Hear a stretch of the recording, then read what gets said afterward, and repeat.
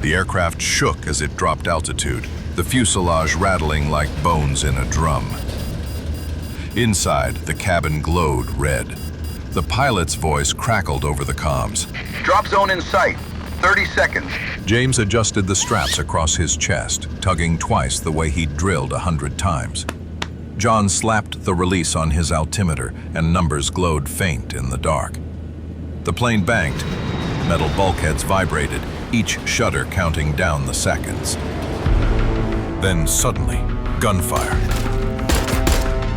Bullets shredded the air outside, pinging off the hull with metallic screams. The cockpit glass lit with sparks. The plane lurched. James slammed against the wall. John's hand was already on his rifle, scanning the hatch. Below, headlights slashed across the jungle road. An open-bed truck with half a dozen outlaws firing wildly into the sky. Their rounds stitched the aircraft's belly. Too hot! Hold! James steadied himself, breathing hard. We take the truck, then we jump. About damn time! They clipped grenades, leaned to the hatch. The wind howled as the jungle spread below. James counted down with his fingers. 3, 2, 1. They hurled the grenades. Explosions ripped through the night, blooming fire where the truck had been. Outlaws eliminated, gunfire cut short. The road vanished in flame and smoke. It's clear. Go, go, go! Move it! James and John threw themselves out of the helicopter head first. The world roared. Wind clawed at their faces, tearing the air from their lungs.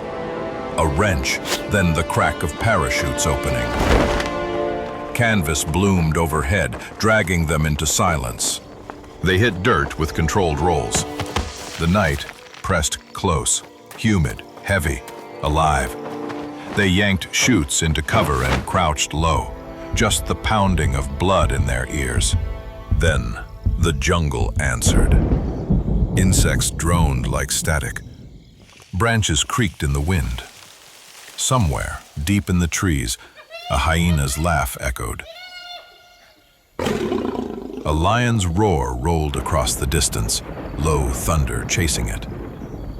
James flicked his eyes through the darkness, tense and alert, every muscle braced with his weapon ready.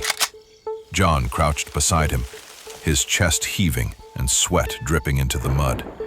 For a long, tense moment, they crouch, scanning the darkness around them. A faint rustle, and then their contact steps into view. A thin figure outlined by the dim glow of a cigarette.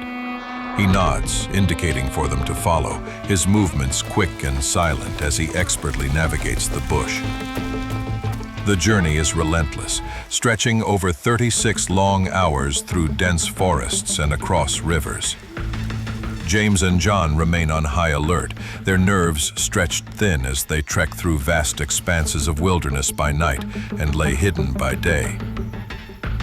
Occasionally, the spy stops to light a fresh cigarette, scanning their surroundings with wary eyes, and pays locals for passage at small checkpoints, disappearing almost immediately afterward.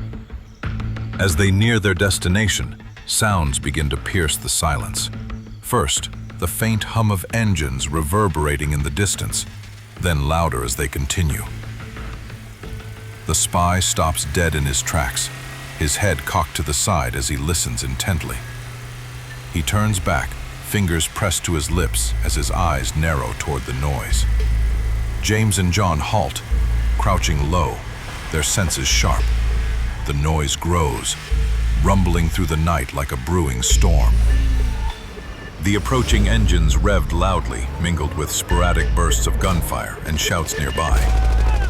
Suddenly, John realizes their contact is nowhere to be seen. Looks like we're on our own. James's eyes scanning ahead. The two quickly slip into the trees, navigating quietly toward the sound. They settle in strategic positions among the brush, observing through their night vision scopes and linked through their earpieces and hand gestures. A group of militiamen flaunt their weapons, intimidating some villagers huddled together. John catches James's eye as he motions toward the enemy, signaling his eagerness to charge in. James considers, nodding slowly, and then freezes as the metallic chill of gun barrels press against each of their temples. A tense silence stretches as the militia's team leader steps forward, dragging their supposed contact by his collar.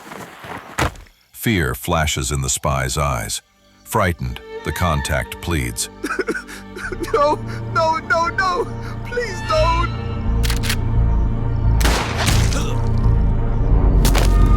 One of the militiamen disarms both James and John and forcefully seizes all their belongings. The militia team leader strides forward, his weapon trained on them both, and in an instant, he strikes, delivering a forceful blow to each of their heads. Darkness floods in.